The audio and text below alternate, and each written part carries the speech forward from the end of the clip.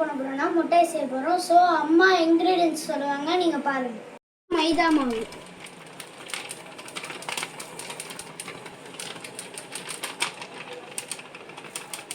மைதா உங்களுக்கு தேவையான அளவுக்கு எடுத்துக்கணும். எத்தனை பேருக்கு? சால்ட் சொல்லிக்கிறேன். அளவுக்கு இதான் பேக்கிங் சோடா. மிக்ஸ் பண்ணணும்.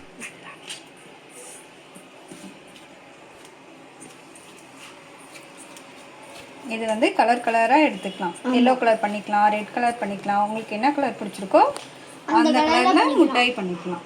இப்போ வந்து ஒன்று வந்து ஒயிட் கலர், ஒன்று வந்து ரெட் கலரில் செய்ய போகிறோம்.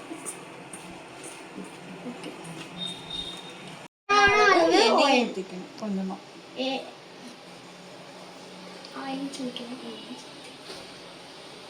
அதுக்கப்புறம் போட்டு மிக்ஸ் பண்ணணும். ஒரு தண்ணி, தேவையான அளவு தண்ணியை போட்டு மிக்ஸ் பண்ணணும். இந்த அளவுக்கு எடுத்துக்கங்க. நல்லா நல்லா சாஃப்டாக பிணைஞ்சிக்கோங்க. சப்பாத்தி மாதிரி பிணைஞ்சிக்கணும். ஸோ காய்ஸ், இது நியூ சேனல். ஸோ இது பேர் என்னன்னா எக்ஸ்ப்ளோர் அண்ட் லாஃப். இது வெளியில் போடலாம், சாப்பிட்லாம், என்ஜாய் பண்ணலாம், அது மாதிரி தான் இருக்குது. ஸோ லைக் பண்ணி சப்போர்ட் பண்ணுங்க காய்ஸ். இந்த மாதிரி ரெண்டு மாவையும் பிணைஞ்சு எடுத்துக்கிட்டேன். இது ஒரு கலர், இது ஒரு கலர். அவ்வளோதான். இதே மாதிரி நீங்கள் பிணைஞ்சிட்டு அதுக்கப்புறம் என்ன பண்ணுறதுன்னு நான் சொல்கிறேன். இந்த மாதிரி வட்டால கொஞ்சோண்டு மைதா மாவு எடுத்துக்கோங்க. அதுக்கப்புறம் மாவு போட்டுக்கோங்க.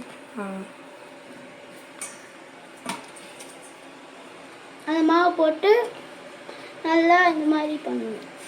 சப்பாத்தி மாதிரி. ஆமாம், இந்த சப்பாத்தி மாதிரி பண்ணணும். அதுக்கப்புறம் ரோல் பண்ணணும்.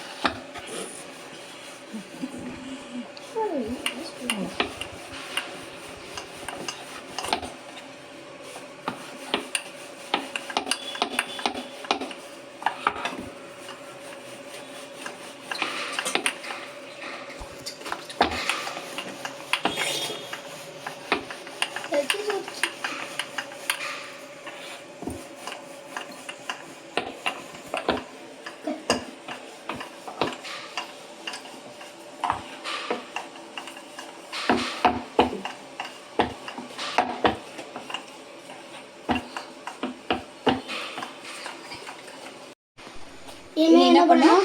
கொயரா கட் பண்ணணும்.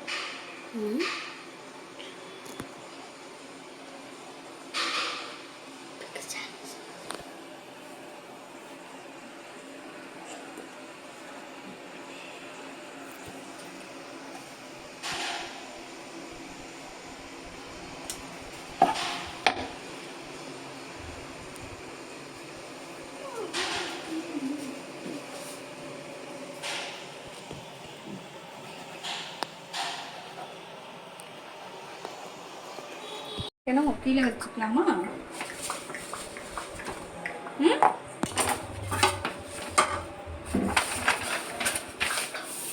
கீழே வச்சுக்கலாம்ல. இந்த மாதிரி பேப்பர் விரித்து இந்த மாதிரி எடுத்து அதில் போட்டு கொஞ்ச நேரம் நம்ம காய விடணும் காற்றுல. சும்மா வீட்டில் இருந்தீங்கன்னா நான் சொல்கிற மாதிரி பிளான் கேளுங்க.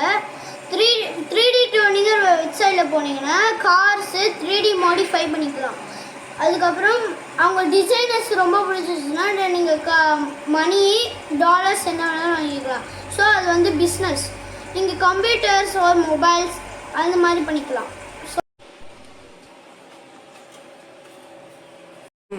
கடையை வச்சு எண்ணெய் ஊற்றி இப்போ அந்த மிட்டாயெல்லாம் போட்டு பொரிக்க போகிறோம். இந்த சைடு வந்து முட்டையை பிடிக்க போகிறோம், இந்த சைடு வந்து சக்கரை பாவு பண்ண போகிறோம். ஸோ அம்மா தேவையான திங்ஸ் எல்லாம் இப்போ எடுக்கிறாங்க. பார்ப்போம் என்ன பண்ணுறாங்க. இந்த கடாயில் சக்கரை பாவு காய்க்க போகிறோம். அந்த முட்டாய்க்கு ஏற்ற மாதிரி.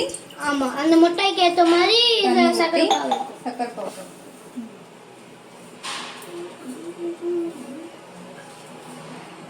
ஸோ இப்போ தான் சக்கரை பாவு போடுறாங்க. ஸோ என்ன பண்ணுறாங்க நம்ம பார்ப்போம்.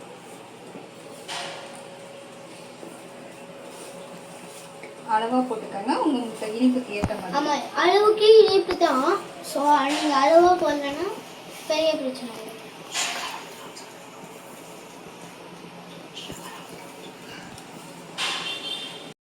முட்டையை. நல்லா காஞ்ச பிறகு பண்ணுங்க கைஸ். ஆமாம், காஞ்சதுக்கப்புறம் பண்ணலன்னா அப்படியே பண்ணிங்கன்னா நல்லா இருக்காது டேஸ்ட்டு.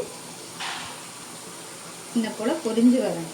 ஆமாம், நல்லா பொரிஞ்சு வந்து உடனே நீங்கள் எடுக்கணும்.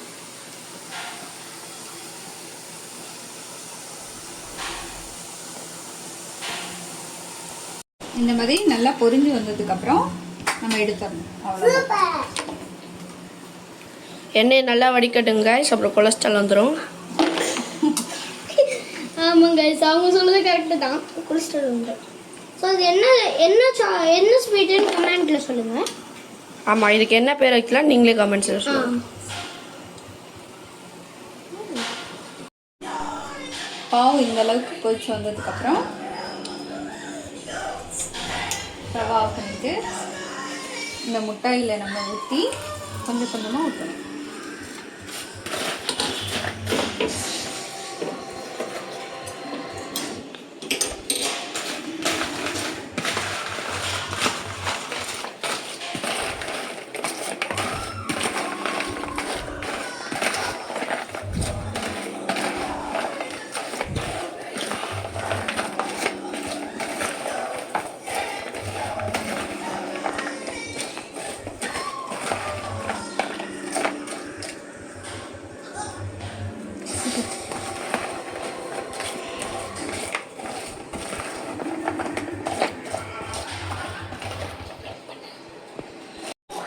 அவ்வளோதான் கைஸ், முட்டை ரெடி.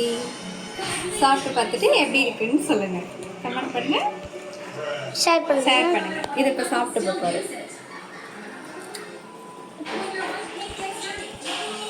வாவ், சூப்பராக இருக்கு guys. இதே மாதிரி நீங்கள் வீட்டில் இதே மாதிரி செய்யுங்க. அதுக்கப்புறம் இதே மாதிரி செஞ்சு சாப்பிடுங்க. சூப்பராக இருக்கு. தேங்க்யூ.